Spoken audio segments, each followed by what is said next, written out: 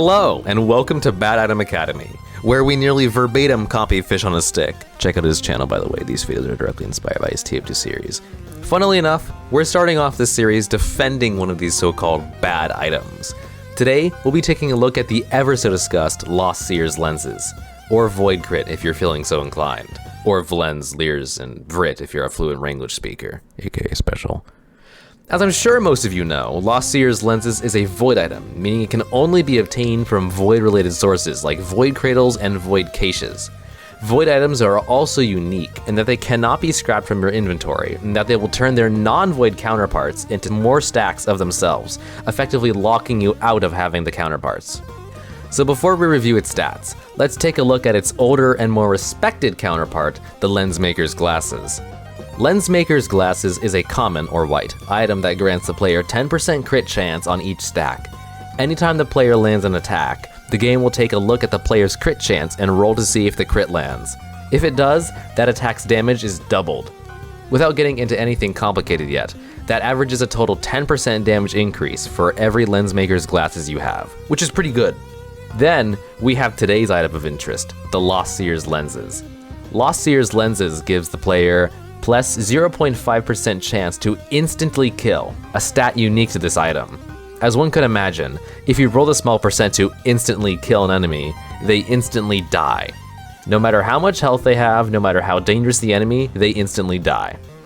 It's so instant death that even splitting enemies, like the Gup, will not split into two Gips upon an instant death kill. They will simply die.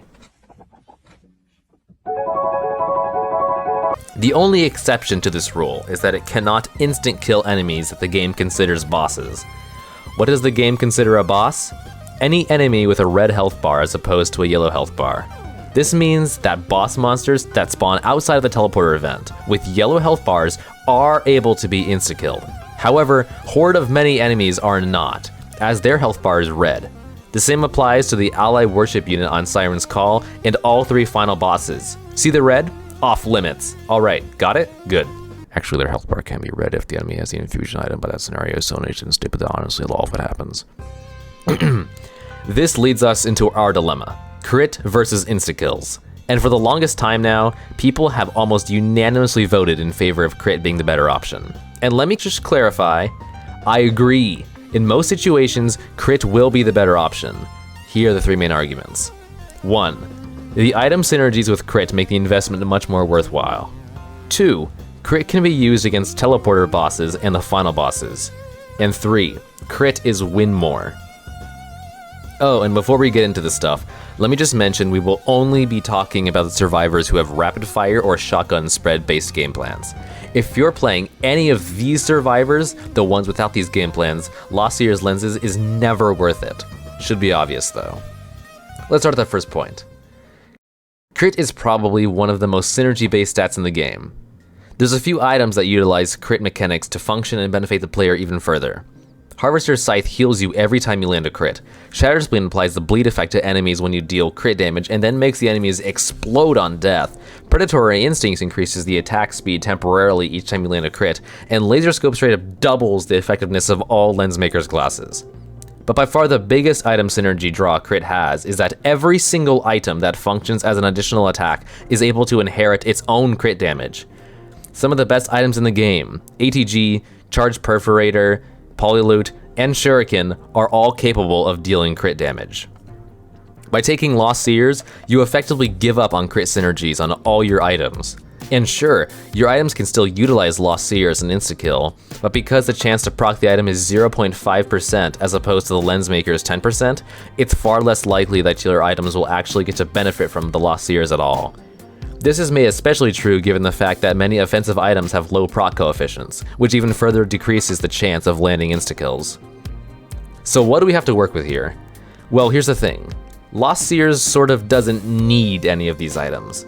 Of course, it doesn't hurt to have them, but Lost Seers may be more appealing on a run where you don't have many of these items. And more specifically, you'll want to take it on a run where you have a lot of attack speed. Attack speed is the one damage focus stat that actually benefits your insta-killing potential. Simply, if you fire more bullets more times per second, you're more likely every second to get an insta-kill. So if you found a soldier's syringe printer and dumped a bunch of items into it, and then you found lost Seers, that may be a great time to pick it up. Oh, but Apollo, with all your wisdom, what do you have to say about boss enemies? Last Seer has no effect on them. This is true, but teleporter bosses make up a mere fraction of the total damage you'll be doing in a run. I'd be willing to say that the non-boss enemies that spawn during the teleporter event make up 75% of the health during teleporter events. Easily. I'd also add that, in my opinion, it's the non-boss enemies that spawn during the teleporter events that are far more scary. A lot of boss enemies are just bodies that function as a thing to overcome during the teleporter event. It's the Elder Lemurians, parents, children, scorchworms, tongue freaks, clay templars, and clay apothecaries that actually tend to be scary. Admittedly, there are a few bosses that can pose as actual threats, but they are few and far between. And you have to remember, Lost Seers can kill these scary boss monsters if they aren't part of the teleporter event, which happens quite a good amount in the vast majority of runs.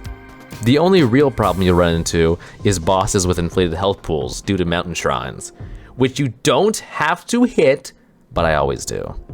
As for Mithrix, alright, listen, Mithrix is kind of easy. Like, come on, the only time Mithrix ever becomes scary is if you can't kill the ads in Phase 3 fast enough, which Lost Seers can do as they aren't considered boss enemies. If you're struggling with Mithrix, your problem is your mobility, not your damage. Get good, gamer. And so, all of this brings us to our very last point of contention. Crit is win more. In other words, adding crit to an already good run will make the run even better, further ensuring your success and efficiency. And you know what, guys? I don't think I can beat this one. There is quite honestly no situation where, on an amazing run, you should be picking up Lost Seers, unless you're doing so good that you just want to nerf yourself by removing crit for some reason. It just doesn't exist. There is no reason to pick it up. We lost, guys. But wait a minute. What about the worst runs? And I'm not talking about your average run, where you're doing alright and you've got a decent build. No, I'm talking about those runs. The ones we don't talk about for fear of being bullied. The ones that even the sweatiest Eclipse 8 players shiver in the presence of. What about...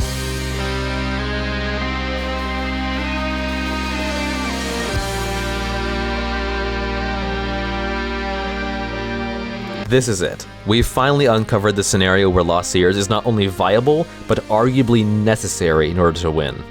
For those of you who don't know, a Copium run is a run where your damage is so bad and the timer is so far ahead of you, the game basically turns into a herd simulator, where your only means of survival are running around the map in a circle and damaging as much as the limited safety allows. It's basically the feeling of trying to push a rock up a hill, but every minute or so the rock just increases in size. If you don't start picking up momentum quickly, you're going to be crushed under its weight. The primary subject holding you back from overcoming the challenge are the inflated health pools of regular enemies. When you're falling behind, the enemy level keeps rising up, further and further increasing the health and damage of all enemies. Additionally, due to how the game's logic handles enemy spawning, you can get into these situations where you manage to kill one enemy, only for the game to spawn in something much scarier with much more health. Normally, you'd have to accumulate a great mass of items that work off of each other well enough to catch up to the enemy's level scaling. But with Lost Seers, all that necessity suddenly disappears. Remember, Lost Seers is most effective when dealing with inflated enemy health pools because it doesn't care how much health an enemy has. It also, as previously mentioned, doesn't rely on other items to be most effective. It only takes one Lost Seers lenses to significantly boost your probability of survival on Copium runs, and it stacks amazingly, reducing the average amount of shots needed to proc an insta-kill with each stack. The only real asterisk here is that you need to be lucky enough to find a Lost Seers on the exact stage you start feeling Copium settle in, which is pretty rare. But with enough time, you evolve a game sense that allows you to feel if a Copium situation is going to start forming, and you can take Lost Seers ahead of time to prevent it from happening. The telltale signs are your inventory looking like this, and your timer looking like this. Before we wrap all this up, I do want to mention a few Survivor-specific things. I personally prefer to play Huntress with her default primary skill, Strafe. If you are playing with her alternate primary, Flurry, please for the love of God do not take Lost Seers lenses, ever. You'll lose so much value on your main source of damage. If you're playing multi, keep in mind that his nail gun only has a 0.6 proc coefficient, meaning that Lost Seers' usefulness is cut in half. I would only recommend taking Lost Seers on Copium, or if you're using Buzzsaws, which have a clean 1.0 proc coefficient and absolutely fucking melt enemy with Lost Seers. Bandit is a great survivor to take Lost Seers on, as he gets guaranteed crits from backshots. He's the only character that I will always take Lost Seers on. I don't know what this is. Is this a mod? Is this a mod or something? Weird, never mind. I don't know what that character was, my bad. And that's basically it. In the end, crit wins out in a vast majority of situations. The consistency and item synergy it provides is incredible. But I also think that there are times when Lost Seers can be a good option. Hell, if I find more than one Lost Seers lenses on the same stage, I often will just pick them up regardless of my build nowadays. Starting with more than one just makes all the points stronger. So next time you make the ick face at the side of the purple glasses, maybe take another second to wonder what wondrous things those weirdly stylish lenses can do for you. Thanks for watching. Oh, also Behemoth has a funny synergy Lost Seer if you practice things to kill the Behemoth.